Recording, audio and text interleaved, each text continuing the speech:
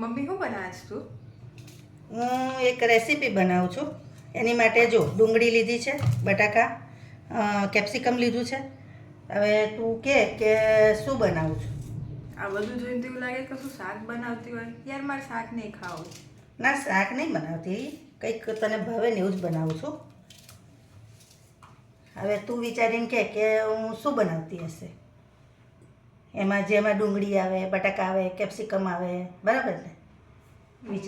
વિચારીને મને કે, બરાબર. અને જો એમાં આવા ટુકડા કરવાના, પતલા પતલા. એ તો તું શાકમાં જ બનાવે ને? શાકમાં બનાવું બરાબર છે, પણ આજે એક નવી વેરાયટી બનાવું છું. તને એકને એક ખાવાનો કંટાળો આવે છે ને, એટલે મને થયું કે ચાલ તાર માટે કંઈક નવું બનાવું. ચાલો, સરસ. તાર તો એટલે આજે કંઈક તને નવું ચાખવા મળશે. શું બનાવું છે એ અત્યારે નહીં કહું, બરાબર? હો, વાંધો નહીં.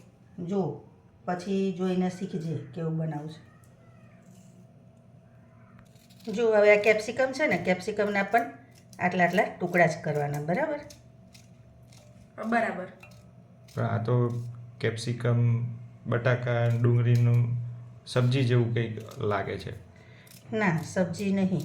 એટલે તો તમને બધાને કીધું કે તમે ઊભા ઊભા જુઓ હું શું બનાવું છું. તો જો બધું આવી રીતે સમારી લીધું છે. હવે એમાં ચણાનો લોટ આપણે એડ કરવાનો.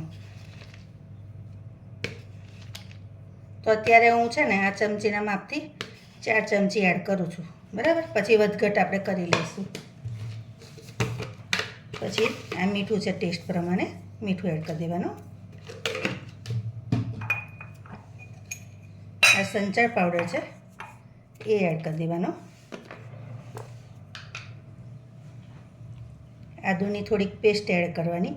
આમાં આદુનો ટેસ્ટ સરસ આવે એટલે આદુ સ્કીપ કરવાનું નહીં. તજ લવિંગ મરીનો પાવડર છે એ થોડુંક એડ કરી દેવાનું, અડધી ચમચી જેવો.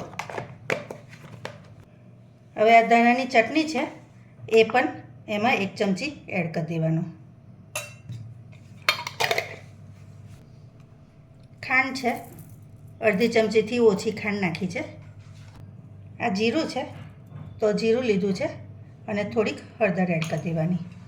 હવે આપણે આ બધું મિક્સ કરી લેવાનું.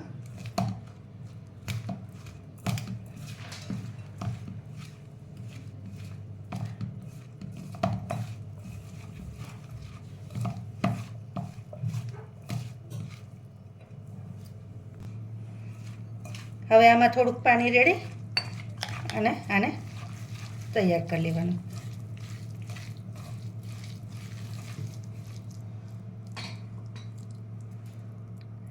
આમાં થોડુંક હજુ લોટ ઓછો લાગે છે, હું થોડોક લોટ એડ કરીશ.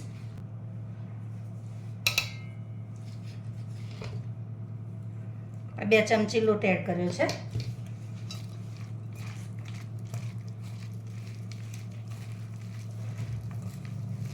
આ બરાબર છે, આટલો લોટ રાખવાનો.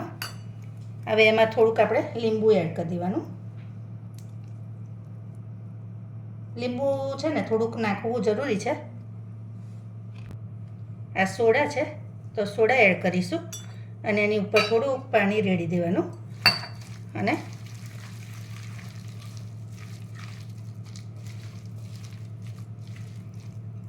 આને બહુ હલાવવાનું નહીં, આટલું જ આવી રીતે જ ખાલી ઉપર છલ્લું જ હલાવવાનું, બહુ આમ ફેંટવાનું નહીં. અને તૈયાર છે આપણો લોટ.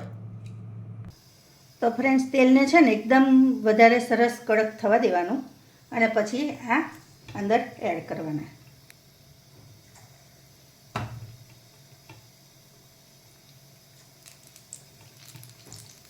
તમે મને કોમેન્ટમાં કહેજો કે તમે આ રીતે રેસીપી બનાવી જોઈ છે કાં તો ખાધી છે.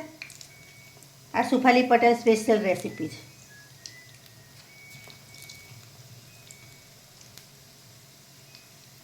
હવે આ નાખ્યા પછી આપણે એને તરત નહીં હલાવવાનું, થોડીક વાર એને શેકાવા દેવાનું. પછી શેકાયા પછી આપણે એને ફેરવીશું. હવે આપણે એને ઉલટ પુલટ કરી દેવાના.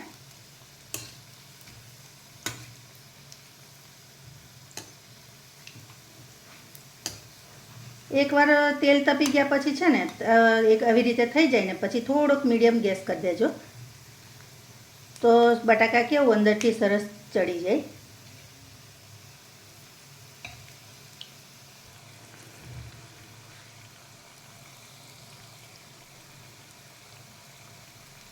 તો જો આવા થઈ એટલે આપણે હવે એને બાદ કાઢી લેવાના.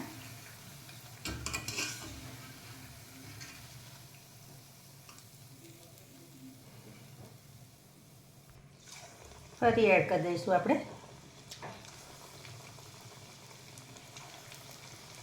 મારી રેસીપી તમારા ફેમિલી ફ્રેન્ડ સાથે પણ શેર કરજો અને કોમેન્ટ ખાસ કરજો તો મને ખબર પડે કે તમને મારી રેસીપી કેવી લાગે છે.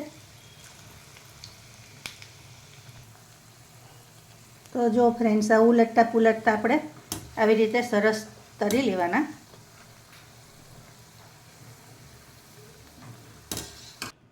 તો જો ફ્રેન્ડ્સ ગરમા ગરમ પકોડા તૈયાર છે.